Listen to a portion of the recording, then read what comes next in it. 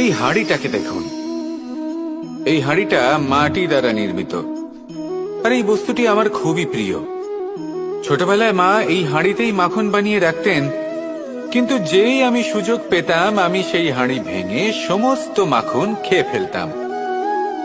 কিন্তু আমার মনে হয় একটা বিশেষ ব্যাপার আছে, যখনই এটার মধ্যে মাখন রাখা হতো তখন মাখন ঠান্ডা হয়ে যেত। আর আমি ভাবতাম এটা কিভাবে সম্ভব হতে পারে, যেখানে এটা নিজেই নির্মিত হয়েছে আগুনে তপ্ত হয়ে।